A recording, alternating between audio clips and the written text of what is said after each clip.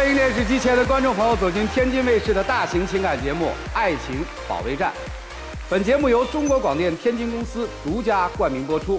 看电视享5季，选中国广电。来看看今天请到的几位情感导师是谁？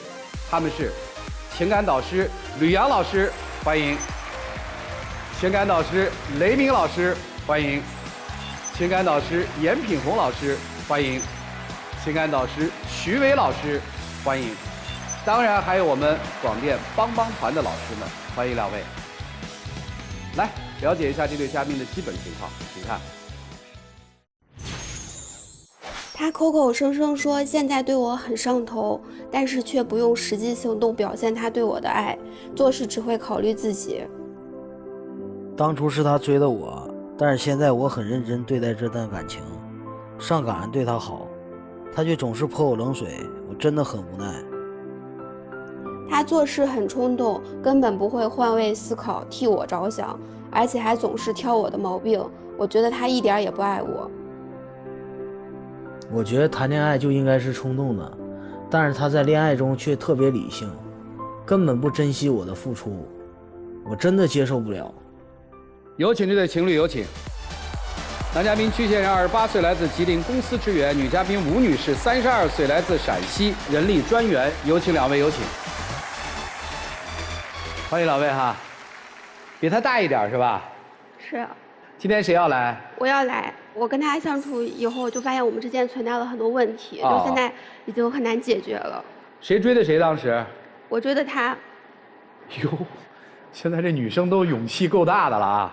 其实我们这个就是认识起来，就说起来就有点复杂了。刚开始的时候，他喜欢的是我一个朋友，然后我那个朋友。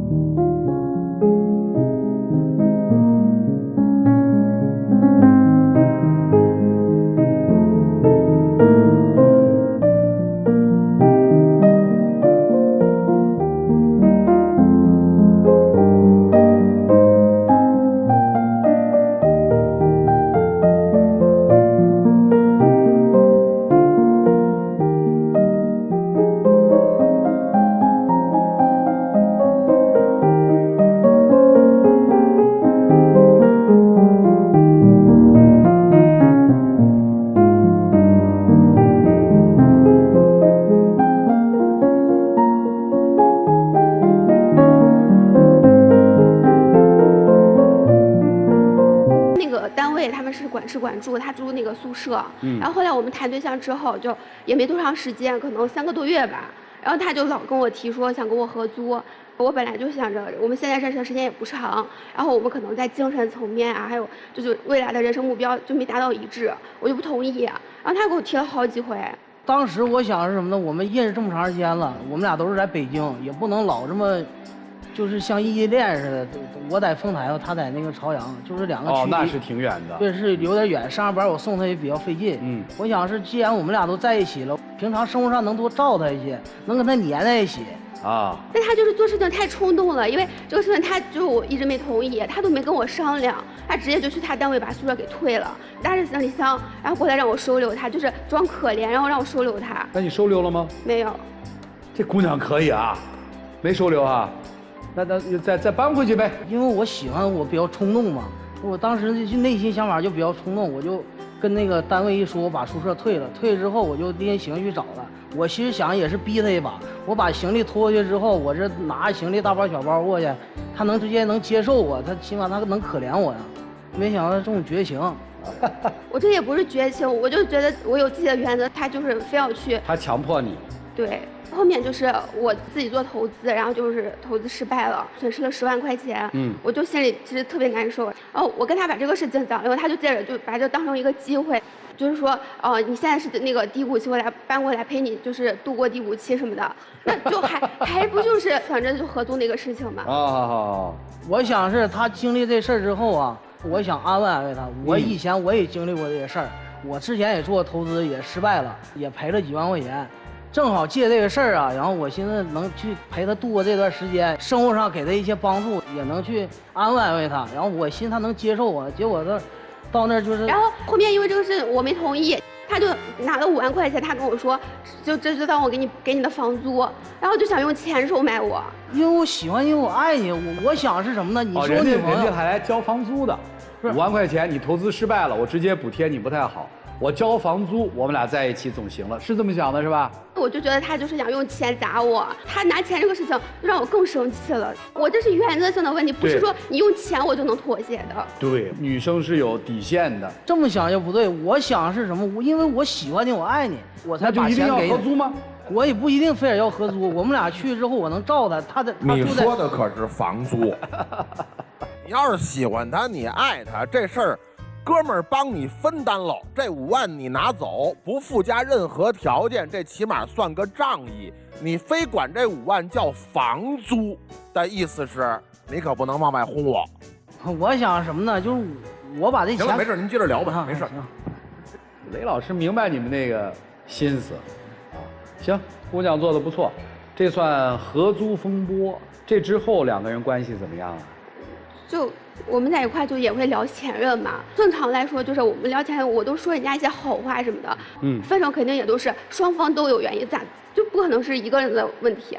然后就每次聊起前任，他就跟我说，就全都是人家的不好。然后他就跟我讲说，他那个前女友跟他住一起的时候，就每天背着他就在那个卫生间里跟别的男生发微信，然后就说人家那个女生把他当傻子一样的骗了好久，全都是一些负面的信息。因为他说这个话，我都甚至对他人品都产生了质疑。我觉得怎么可能？就是人家一个女生怎么就全是问题呢？然后因为我是做招聘的，然后他就说我职业病犯了，说我见不得人家说老东家的坏话。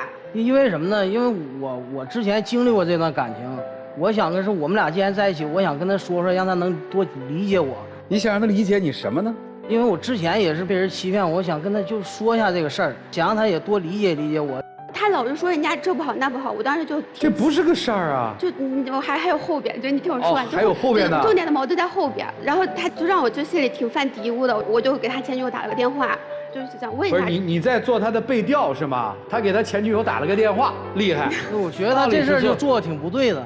不是我打这个电话，也就是想了解一下这个事情嘛，对吧？你了解的怎么样？人家也没说他啥不好，就说他那个恋爱脑，爱翻手机，有点粘人。那我觉得这个事情就过去了，就没事了。他就说我就给他做背调，然后就跟我吵架。主任，我觉得他做这事不对。我跟你说完这些问题之后，你不应该去调查我。他在工作上就是一个做那人力资源，就是喜欢背调别人。在生活上你要背调我，那肯定不对。我也不是背调，我就打电话问了一下。我觉得你没有什么资格去调查我。他之前处过3任男朋友，最长一个才2年。你背调过吗？我跟他说的，他说的话更难听。他说我最长一段谈了2年，谈了3段，说我真是职场上就叫老跳槽，不稳定。你看他这话说的啊，好。你说这件事儿是想表明什么呢？他后面跟我们在一块儿，他就也是这样，老挑人毛病。他都不是那种鸡蛋里挑骨头，他就是鸡蛋里挑钢筋的那种。就我正常我工作，他也吃醋。我这个工作就是要跟人打交道嘛。然后我之前联系一个就要入职的人选，我好不容易谈了2个月，我才让人家答应就是来我们公司。结果后来他们公司给他就涨薪，涨了50%，他肯定就是被挽留了。然后他就觉得这个事情挺对不起我的，然后人家就说来请我吃个饭。当时我是吃醋啊。因为我吃醋，我不想让他去。当时那男的还说过，明确表达我想追他，然后他还跟去了，他也没问过我的意见。这个事情我觉得我没错，因为首先是工作，人家说因为他来不了，然后他有更好的人，他能介绍给我。他说之前人家对我表达过好感，那我当时也跟人家明确的说我有男朋友了，这个事情都已经过去了，对吧？那我作为正常的一个工作，然后我就吃这个饭，而且我提前跟他说了，只是因为他不同意，但是我还是去了，他就不行，然后他就天天拿这个事情跟我吵。如果要换作是一个女生，如果要这么约我，而且明确表达追我，我肯定不会去。就现在为这个事儿老吵架是吗？对，老吵架。你相信他吗？我这相信他呀，我肯定相信他，但是他有时候做那事儿就不让人相信。他就是这种，他就是老是在莫名其妙的会吃一些醋。所以你的背调变成现实了嘛？他的前女友说他是恋爱脑，他的前女友说他查看他的手机，这不都印证了吗？但不是。所以在这段关系里，他不是。但实际上我们的问题就是他老是嘴上说他恋爱脑，但实际上我在跟他相处的过程里面，我并不觉得他这样。也就是说他没有怀疑这一部分是恋爱脑是吧？不是，应该是说就是他总是停留在这个语言层面，他在实际程度上让我感受不到。比如说，就我是非常认真对待我们这个感情的嘛，然后他就是单亲家庭长大的，然后他父亲前年也去世了，我就觉得他一个人一天在北京就挺孤单的。完了要过年的那会儿，然后我就跟我家人商量，就是能让他来跟我一块回老家过年，就是能感受一下这种就家里人很温馨的这个氛围。然后我就跟他说，然后他就不同意，他就非不去。他跟我在一起的时候，他跟我说，他父母要求这个女婿在北京必须得买房有房，就以我现在经济条件，我不可能在北京买房，我这钱目前存款只够结婚用的。所以你不愿意见他父母是吧？我不可能去见，在没有一定经济条件下，我父母说的那个标准，他就不是说对他说的，就是他就跟我说，就是希望以后你男朋友就是能给你买一套房子什么的。因为我跟他说完这个事情，不是给他压力，我是说希望我们俩一块去面对我父母，然后去向我父母争取一些支持。所以你今天来你要表达什么，姑娘？你觉得他跟你合适吗？你想嫁给他吗？我直接问吧。我们现在还没到那一步。你谈恋爱的目的是以结婚为目的的谈恋爱，还是说我就谈着恋爱玩？我是以结婚为目的的谈，但是这个人是现在的重点考核对象吗？我开始这个恋爱的时候，别说开始，我肯定是认真的。1年之后的今天，他是你要选择的结婚对象的一个重点考察对象吗？我现在不太确定，连这个都不确定。他的经济条件不是很好，按照你家庭的标准，他的经济条件不是很好，对吧？他不懂得照顾人，他的心眼儿比较小，这是你刚才描述的一系列的缺点。那么这个男人有什么优点？我觉得他还是挺踏实的，努力上进。我没有听到你讲他踏实努力上进的任何事实啊。1年恋爱谈的憋屈是吧？我心里肯定憋屈，就很多事儿他也不考虑我的感受。我感觉不到他爱我，我感觉他心里就是不在乎我。好，你想娶她吗？我肯定我也想娶她，我也想给她一个好的生活嘛。但是一些事儿就到这儿，我们矛盾也这么多了。今天是你要来分手。我的目的是我觉得他就是在嘴上说他就是喜欢我爱我。你直接说你需要的伴侣是什么样子？我可能就是希望他是真的就是能够在很多事情上尊重我的想法，照顾我，能够多就是给我听你的话，能照顾好你。来，你心目当中妻子的标准？就是俩人互相在一块儿，就是能感受，就俩人在一块儿能互相能腻咕在一起。对，能感受一下对方，然后生活中互相照顾啊。然后还有就是体贴一点，温柔体贴，懂照顾人。对吧？对，就这些，差距还很大哦。你搞清楚今天自己要来干嘛了吗？我确实来的时候是犹豫的，因为我现在不知道我应该就是说白了就是我不知道要不要跟这个男生继续发展下去了。你犹豫了。行了，老师们看看怎么帮助这对小情侣吧。让我们一起进入丘比特问卷。我觉得在今天你们的这段爱情故事当中啊，女孩子一直像是在用这么长的时间再去找一个答案。这个问题是什么？你曾经喜欢的是一个肤白貌美大长腿的女孩，为什么今天会选择你？在这个过程当中，她对于你这个标准的改变，她不确信她可以去替代或者说是更新掉你对于爱情的那个审美与选择，所以她一直不知道你为什么会选她。但是这个话反过头来，我觉得我想跟女孩讲，她之所以会去选择原来的那个女孩，是因为她不知道这个世间的花会有千百种。她正是因为见到了千百种花之后，她才会知道他原来选择每一朵花都可以找得到理由。你之所以会拒绝他搬过来和你一起合租房子，我觉得本能你是在没有找到答案的情况下在及时止损。我跟你说，爱情当中特别害怕具象化。他要是曾经喜欢的那个人你没见过，你也不至于像今天这个样子。关键是你见过，你特别清晰的知道你们两个人之间的差别是什么。另外，男生，我特别想提醒你啊，爱情是一场情绪游戏，你得把情绪给足了，你得把需要的东西给到位了，你们现在的这种情况才有可能往下继续走。而且我觉得有些答案呢，你不用一直要去追寻，为什么你选我不选他？你和那个女孩是完全不一样的花，你有你的好，她有她的好，非要放在一块儿比，它不会有可比性的。你除了为难自己，谁也为难不了。吴女士今年多大岁数？32。许先生今年多大岁数？我今年28。你比你的男朋友大4岁，对吧？是。你需要结婚吗？父母是希望的。问你。我自己其实也有这个想法。有是吧？有一种，我都快凑合不下去了。回头一看，我32，他28，这不凑合都得凑合，我倒是凑合不凑合，有这感觉吗？现在就觉得这个感情不知道就该怎么进行下去。那我问你这么件事儿，一说跟你合租住一块儿去，咵嚓拍5万，赶紧！我告诉你啊，我单位宿舍我可退了，今儿晚上我不睡你们家，今儿晚上我就得睡马路牙子，你收留我吗？他为了跟你合租，已经无所不用其极了，对吗？是。可是要见你爹妈，我可不去。对，就是我这个事情就是。哎，这两个行为搁一块儿说明什么？反正我心里。你告诉我，你爹妈我不见，但是我觉得我不管是耍赖还是掏钱，我得跟你住一块儿。你觉得这说明什么？你自己说。我就是觉得他对我这个感情就是没有以后。这个许先生，刚才我说这俩事儿不冤枉你吧？你说你是奔着结婚来的，你亲爹亲妈我可不见，你是奔着结婚来的吗？你告诉我。我想的肯定是奔着结婚。那你为什么不敢面对他父母？因为我现在经济条件在这儿。商量。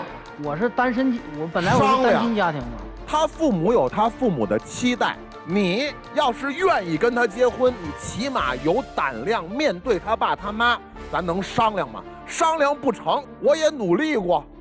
我想我们本来矛盾就这么多了，我想我再去，他父母再挑事儿，再挑剔我这个，我矛盾更加了。亲爹亲妈挑一个未来的女婿，我父母要是挑剔肯定是正常的。我想他好好表现，然后我在我父母面前也多说一些好话，我们一块去面对这个事情。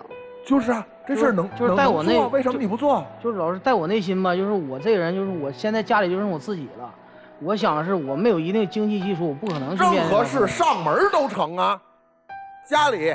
父亲母亲已经过世了，这个时候就我一个人。反正现在我想找一个家庭环境，咱们商量一下，对吧？是，好多事儿能做的你不做的，但是有些事儿不那么着急做的，你可几次三番都得做喽。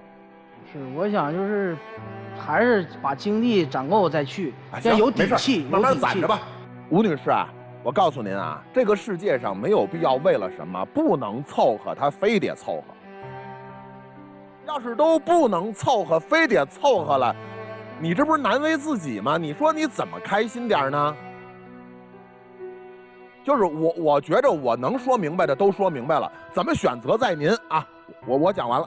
哎，男生，我问一下，你觉得自己具备了什么样的条件就可以娶一个女孩子回家？我最起码得攒够买房首付吧，买房首付才能去面对。用多长时间能攒够呀？尽自己最大努力，在近几年把这个钱攒够。那是几年啊？你总有规划。你既然说是为了结婚有规划，三四年呗，5年也行。5年，那姑娘快40了。其实听来听去啊，我觉得你们俩都是各自怀着自己的心思，一点都不坦诚。女生，说实话，你去见那个对你有好感的男生，仅仅是为了吃那顿饭，等他给你介绍一个新的工作关系吗？这点我敢肯定，我确不，你听我说完啊。我认为你在自己的恋爱与结婚的追求过程中，你的门始终是开放的。如果有一个条件好的适婚的男生，你是不会拒绝的。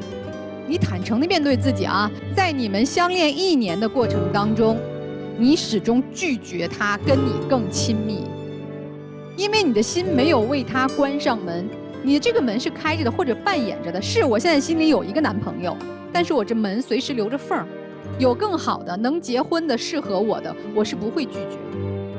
你最初看上他，觉得这个男孩老实，那你看上他就是你认为的老实本分，他其实一点都没有变，他到今天也没有变，他还是这样一个状态，他没有变，变的是这1年当中你发现这个人其实很难托付终生，那你就坦诚一点啊，你不够达到我心目中的要求，我又这把年纪了，我得赶紧找一个适合的人结婚了。男生也一样，你也不坦诚，你所谓的我拿出钱来要和你合租啊，我天天都想和你黏在一块儿，你不是真的说我爱他爱到我恨不能明天我就要娶她进门，因为我知道他想结婚了，你连见他父母的意愿都没有，多么清晰呀！我还没有和你们的女儿到了谈婚论嫁那一步，坦坦荡荡的。我相信你们最初在一起是为了能够相亲相爱，为了能够有未来。那相处了1年，彼此也觉得咱心里那点小心思拿到桌面上来解决不了，咱就算了，别耽误人家姑娘。你呢也别影响她，咱就各走各路，各找适合自己这个人生阶段的伴侣。我们画一个句号，道一声祝福，这不是最好的结局吗？女生很想结婚，但现在缺的是什么？缺的是信心。你对你们的关系是否有信心？你对自己是否有自信？你的岁数比较大，你很焦虑，你发现他其实是先喜欢的你的闺蜜，对吧？所以呢，他会研究闺蜜喜欢什么。你认为他对你心不真，他现在着急忙慌的要跟你合租在一起，你认为他心不正，他不敢去见你的父母，你认为他心不诚，所以你始终是在考验他的心。所以你始终，你可能还像杨老师说的，你留了一扇门，留一种可能性，你去和追求你的人吃饭。虽然你没有什么不正的想法，但是至少你不能在一棵树上拴死。这个人既然赢不得你的信任，为什么是他呢？你一开始是追的他哟，你看中他的那些点，他现在还存在吗？你告诉我。其实是不一样的，就是我开始变化了是吗？是，就是在相处的过程中就发现他对我其实只是停留在口头上。所以既然你对他已经有怀疑，为什么不分开呢？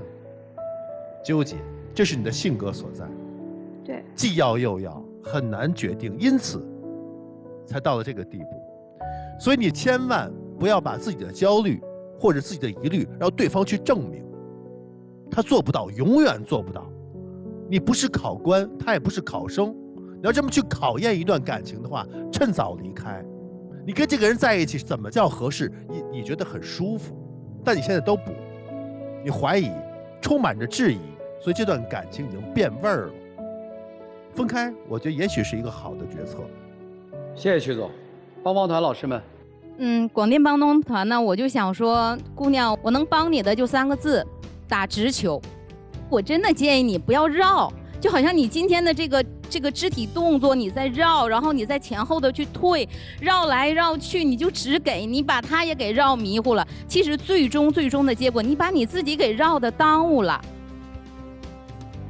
不合适早点跟人说，分了手就算了，没人会因为这个而谴责你。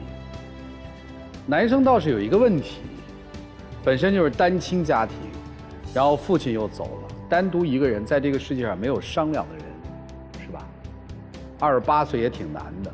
雷老师其实给你一个很好的一个视角，录制听起来像一个玩笑，实际上面如果我们看婚恋是一个市场的话，这也许还真是你在婚恋市场上稀缺的那一部分呢。对于女生来说，现在要跟他分开，到底是因为什么？你得想清楚，是条件不够吗？还是说你压根儿不爱？还是说在相处的过程当中，你发现了这个男生没你想象的那么优秀，直接告诉男生就好了。接下来我们一起进入会生活选广电真情60秒。我今天想借这个平台就好好跟你说一下，可能确实我之前就是一直在纠结，我们应不应该分手。现在我觉得不应该耽误你。刚才那个老师也说了，我想是有很多地方我也能改，我也很多也不考虑你的感受。我想是就是如果要是能那什么的，我就想还是想继续。没话了，请亮灯。哎，谢谢两位，请回吧。电视机前的观众朋友，欢迎登录优酷视频、腾讯视频观看节目的完整内容。来吧，我们做一个预测吧。我相信他们一次吧，我觉得女孩子出不来。出不来吧？离开的时候起码内心深处轻松了。对，我觉得其实不出来对他们都挺好的，去找适合的其实才是正解。我觉得双不出。好，我们看看他们自己的选择是怎样的，请开门。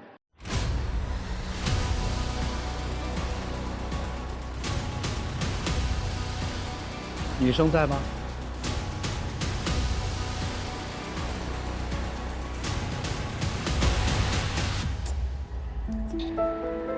哎，一开始是不是就没爱上？刚开始我肯定也喜欢他，只是喜欢嘛，就是没爱上嘛。爱情别将就啊，别着急，好吗？还有什么话对你的前女友说吗？我就祝她幸福吧，以后我能找一个更好的。谢谢，也祝您幸福，请回。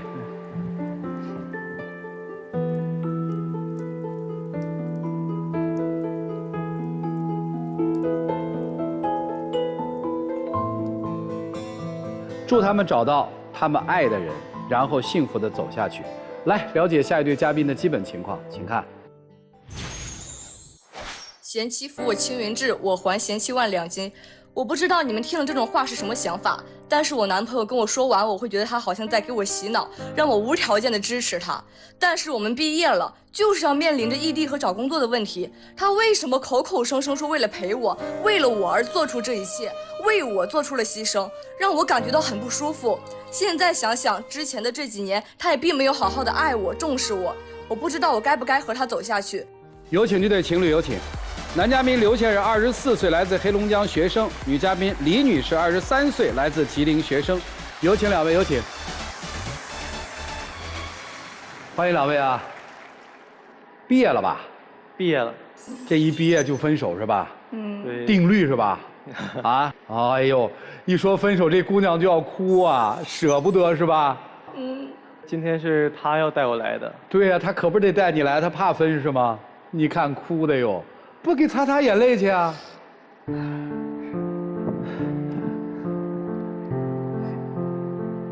哎，回去吧。这一看就是在大学里面感情特好的一对小情侣。一开始感情是好的，但是到后来时间越长，我们发现我们俩的问题就越多。哦。现在就是毕业了，打算一起去杭州啊。然后一开始就是说房租的问题嘛。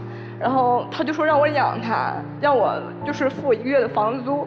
然后我说现在是我有工作，你没工作的一个状态，但是这个事情我们两个可以一起商量，一起去共同去分担。但是他就一直不同意，我们因为这个也吵了很多的架。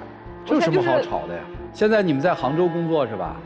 对，是我找到工作了。你找到工作了？对，但是他还没有找到。你还没找到，接着找不就完了吗？我们一直争吵，我们在吵的过程中，他也从来不让着我。让我感觉到这3年多很心累，而且未来他也没有一个稳定的工作，就是让我感觉到很迷茫。就吵啥？为啥吵？是这个房租的问题啊，因为我们之前是约定好了，然后我们考试就谁分数比较低，然后给就是分数多的那个人工作第1个月的房租费用。然后我觉得就是商量好的是我们一定要就是履行这个约定嘛，因为是第1个月嘛，就是在学校中。你分数比较高是吧？对，所以他输给你1个月的房租。他只比我多了4分，而且我那2科分数线都过了。多4分，多1分你也得那个，你别玩赖了你。对，我知道我没有玩赖。这在男生看来这个小赌局，在女生看来性质可就不一样了，对吧？对，而且是我到那个地方，也不是我出去挣钱嘛，我就希望他能理解我一下。就是第1个月我的生活费，我的工资也很少。那如果是我实在承担不起这个费用上，我之前也跟他商量过了，我说能不能之后再跟你履行这个赌约呀？然后第1个月你也别不出去在家，你就跟我一起去工作，你能出多少是多少嘛。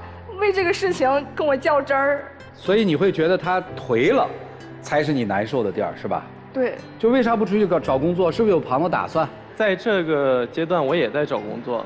就是这个专业方面的工作暂时没有找到，就是特别合适的。然后还面临这个毕业，我们这个专业是有这个毕设展示的。然后我因为这个优秀毕设展嘛，我需要就是准备，这个时间也和我找工作的时间有一部分是冲突的。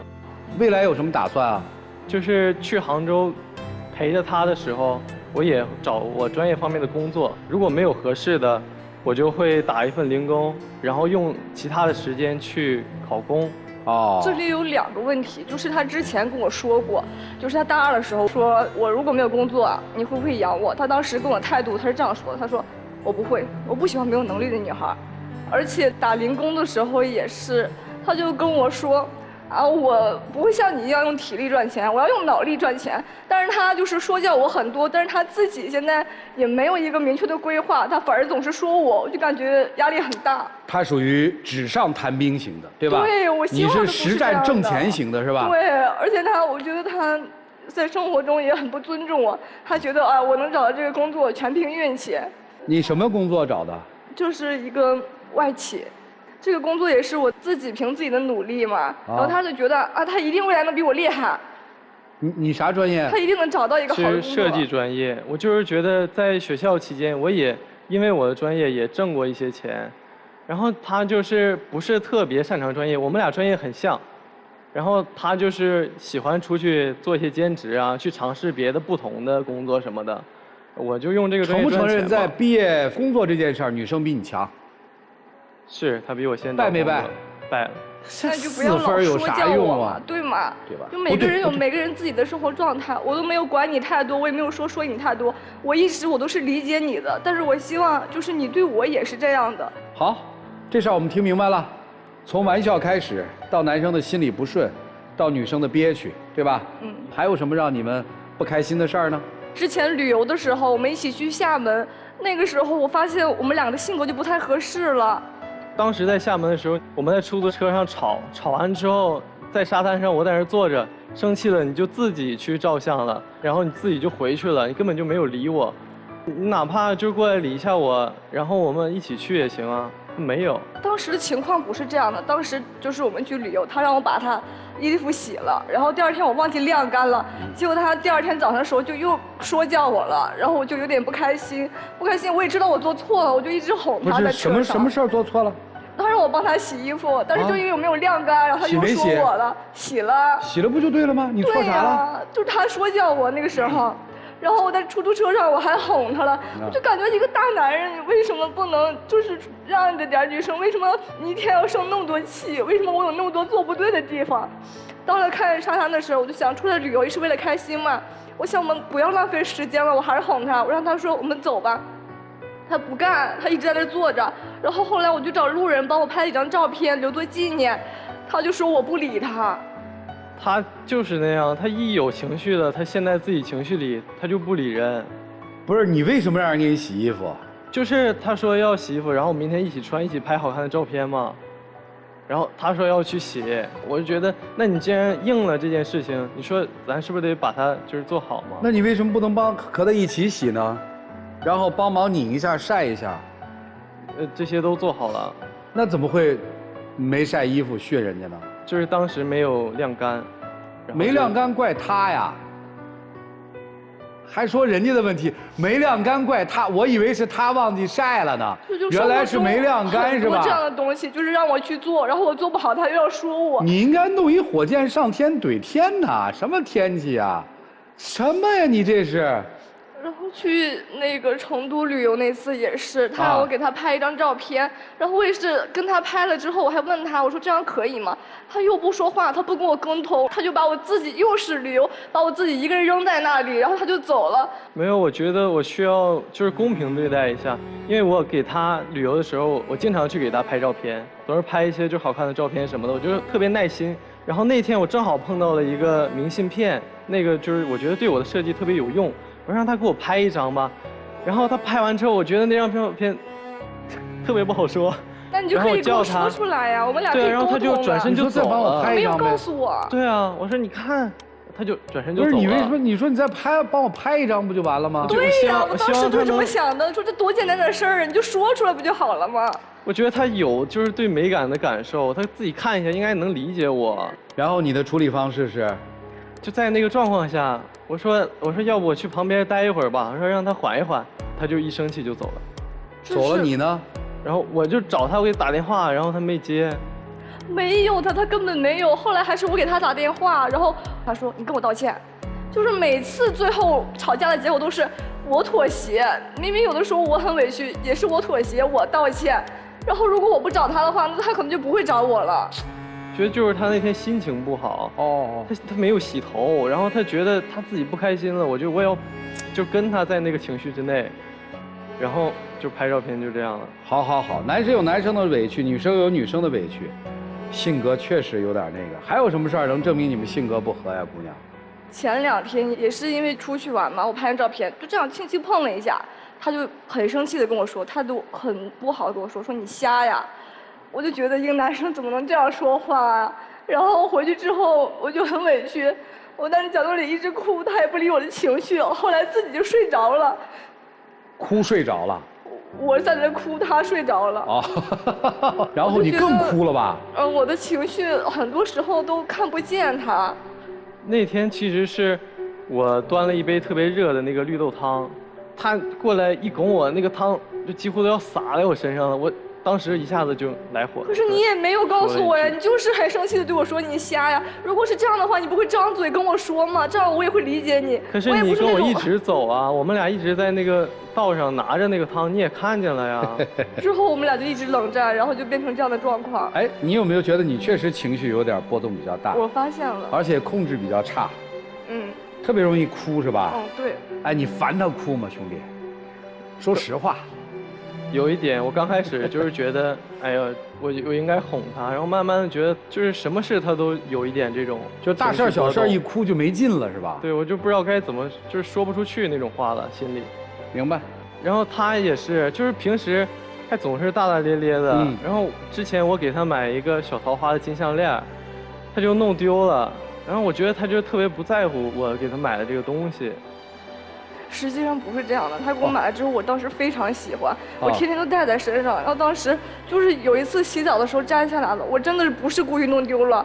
然后我就跟他说，我说能不能不要生气，我跟你道歉，我真的不是故意弄丢。但是他毫无意外的跟以前一样，开口第一句就是先训斥你，我以后就是不会再给你买这样的了，就还是管教和训斥。但是我知道，我真的知道我自己错了，我希望能先安慰我一下。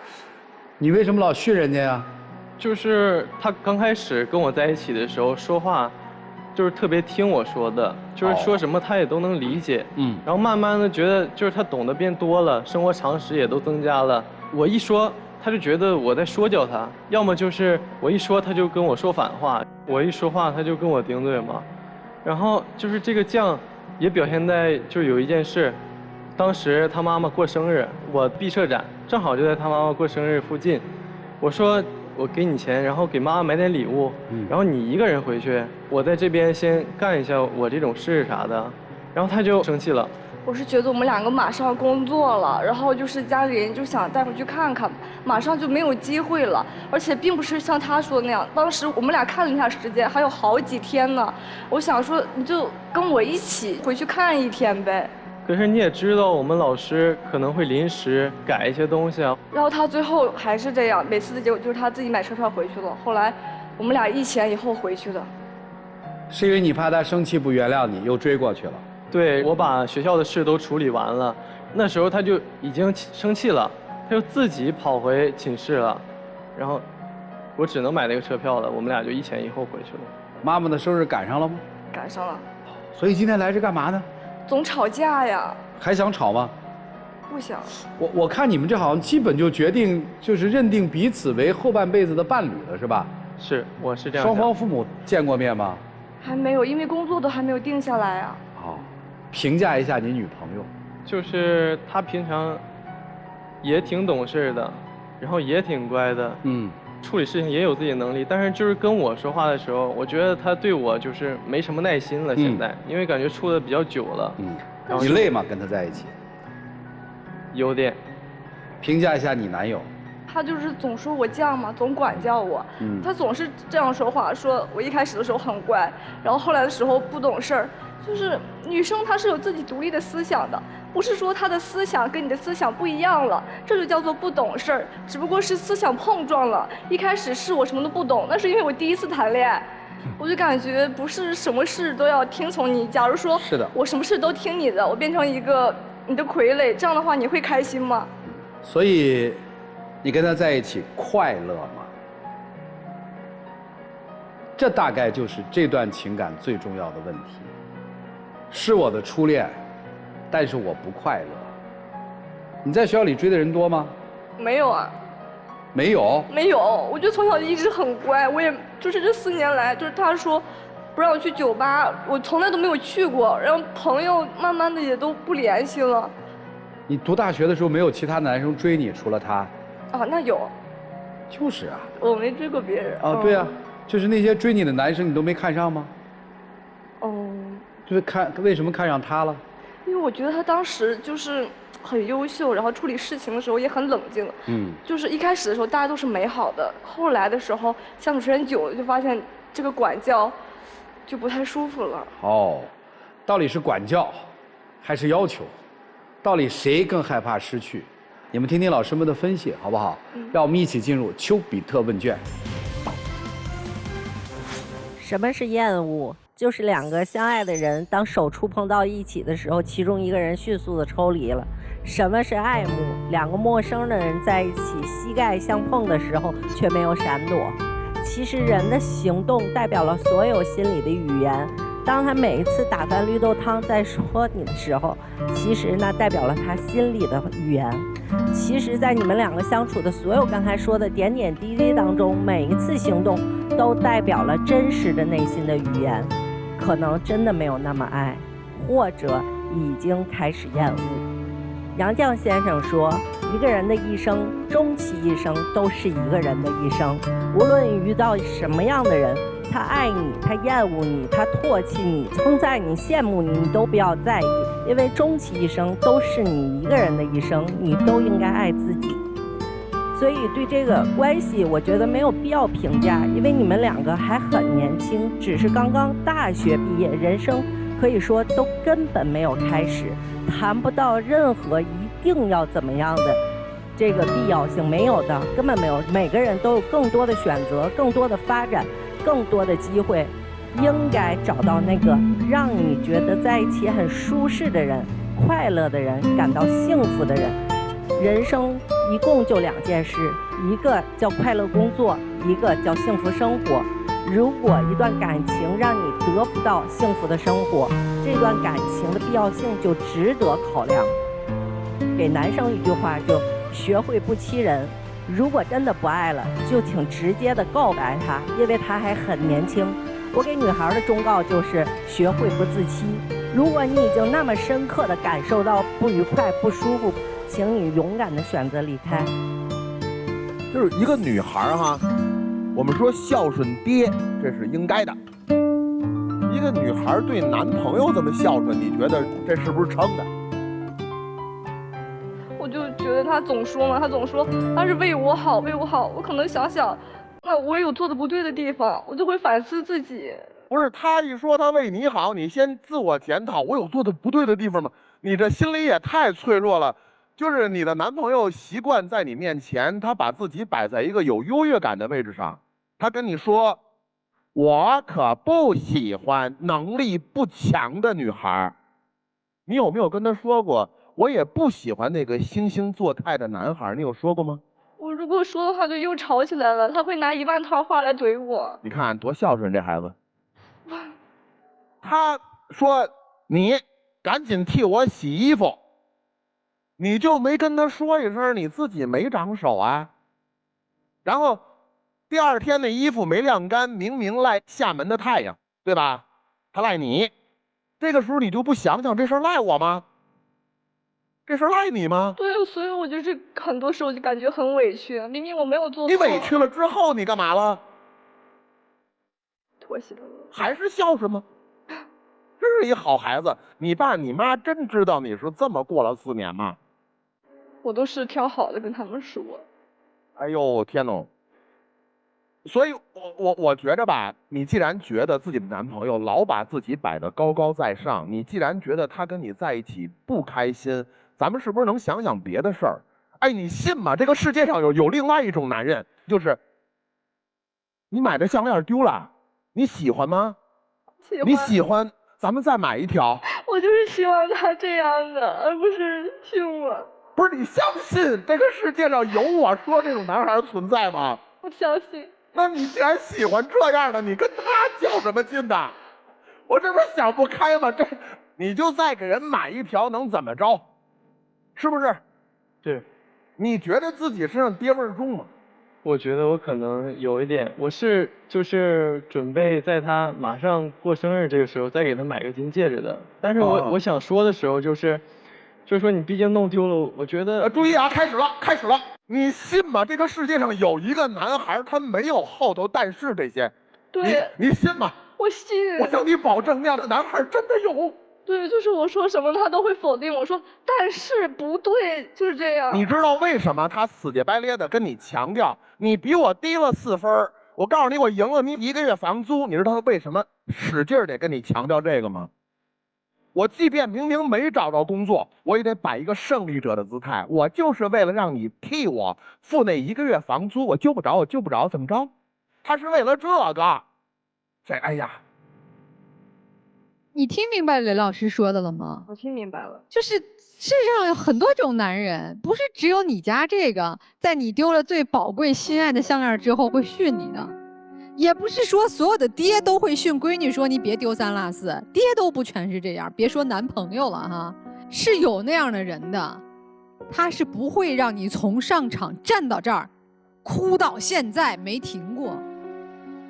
你有没有想过什么是真正的好的情感啊？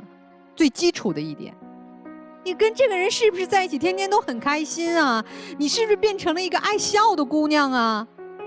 我觉得你在没有和他好之前不应该是这个样子吧？怎么现在变成一个唯唯诺诺，被男生真的是哎呀压在这个脚底下的这么一个状态呢？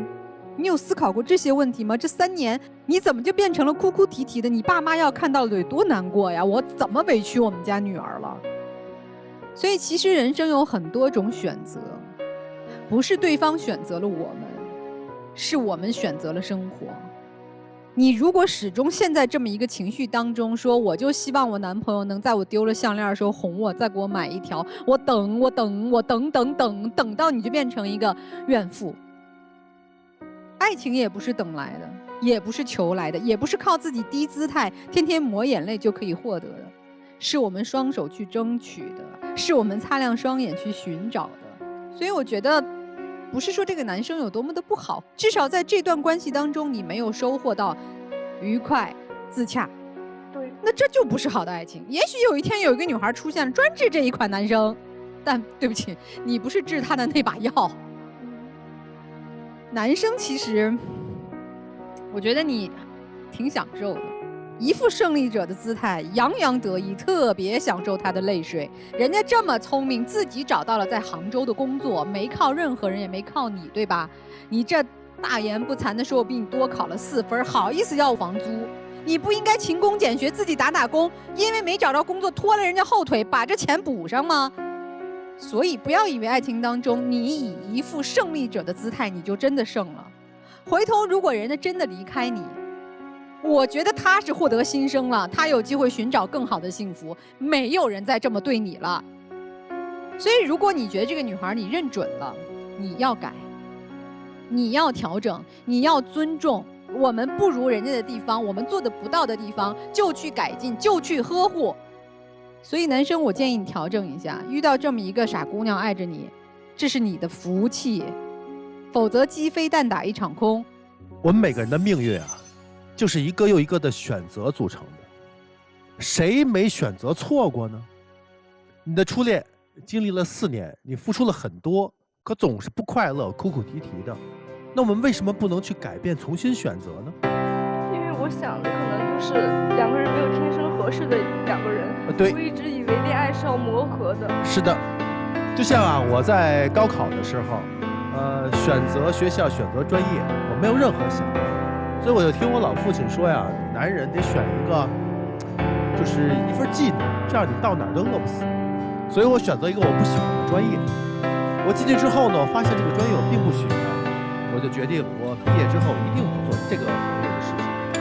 但是我不会浪费我5年，我们是5年制的大学，所以呢，我就增加什么呢？学习能力，学一些自己感兴趣的东西。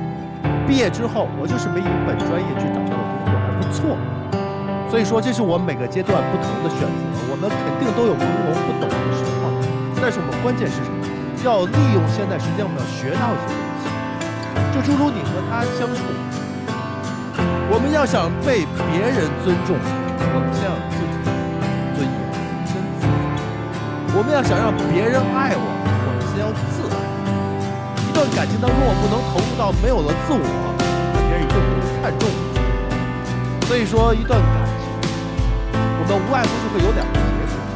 如果你遇到对的人，就是得到；如果你遇到错的人，就是学到。学到之后，改就可以了，重新选择就可以了，不要顾忌。你的初恋不带给你很多的有能力，当然没有关系，很正常。勇敢的去面对，并且做出选择。就这样，谢谢学长。帮帮团老师们，作为广电帮帮团，我想说，2个人在一起的意义是什么呢？是彼此照亮，互相成长。但是在你们这段关系当中，我看到的是，他让你自己觉得自己好失败，然后不断的反省自己。姑娘，你一上场，你跟他说了很多，就是你在讲你的经历啊，对不起，我错了，我错了，我错了。哎，我在想，如果是你的父母听到，你会捧在手心里长大的一个女孩，然后要对一个男孩不断的说这样的话，他们要多辛苦啊！我们差在哪儿了？你怎么了，姑娘？你被他洗脑了，他改不了。你不是学设计的吗，小伙子？你按照你自己的审美标准，你给你自己设计一个女朋友就好了，你不要改造她，人家挺好的。而且女孩，你一直说这是你初恋，初恋是美好的，但你不必执着。我希望你能好好的，好吧？女孩，给你4条建议：第一，学会保护自己。不要一味的付出和自我牺牲。第2，学会控制自己的情绪。你那么美好，但是今天你全程情绪很不稳定。第3，勇敢的表达自己的立场，学会拒绝。第4，保持清醒和独立思考的能力。最后给你一个忠告，就是爱自己，保护好自己，才能找到真爱。男孩，以上的警告同样送给你。谢谢老师们。今天不分开啊，去了杭州一定会分开。现在只在学校里面见到了一个看似冷静、看似优秀的男生，这世界上男生多了去了，就你这性格，我不知道你要吃多少醋，估计自己都能把自己气了个半死。这段情感关系我不看好，你的胸襟不够大。如果你真的珍惜他，给他自由，请你尊重他，其他没别的。女生。哎呀，这反正要是我们家孩子，我就说赶紧离开吧，有多远跑多远吧。哎呀，接下来时间留给你们自己吧，该说的都说了，女生自悟啊。接下来进入会生活选广电真情60秒。我觉得我有不对的地方，我觉得不应该就是那么要求你。我希望，如果你还坚定的选择我的话，我会努力去改正的。其实人的性格不一样，人是改不了的。我之前就感觉到，就是彼此有许多的不愉快。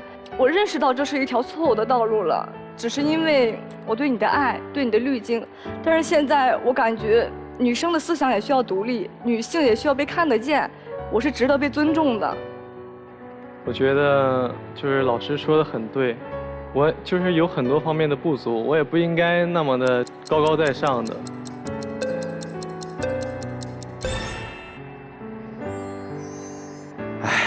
谢谢两位，请回吧。谢谢老师，谢谢。电视机前的观众朋友，我们栏目的唯一官方报名热线是0223606301，有情感困惑的观众可以来电报名，不收取任何的费用，小心被骗。刘律师预测一下这结果。我觉得如果这个女孩理智一点，就不应该出来了。都别出来了，我认为在一起不开心的嘛。我觉得他们可能一时半会儿分不开吧，顺其自然吧。我觉得男出女不出，因为女孩最后那个笑很释然的笑，可能意味想通了要离开了。好吧，我们看看他们自己的选择是怎样的，请开门，请开门。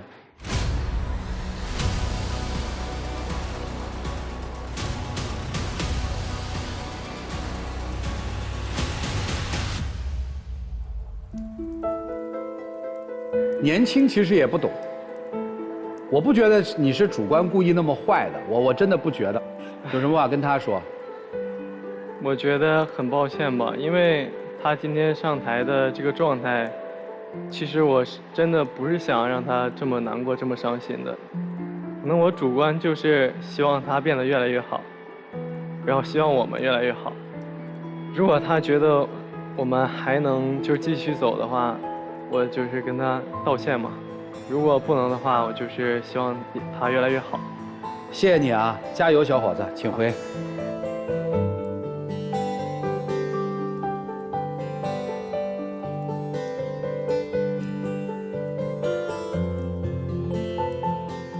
生活还得继续，都很年轻，路很长，慢慢的走下去。祝你们遇到捧你入手心的那一个人。本节目由中国广电天津公司独家冠名播出，看电视享五 G 选中国广电。再一次的感谢中国广电天津公司对本节目的大力支持，也谢谢电视机前观众朋友的收看和陪伴。我们下期节目再见，谢谢大家。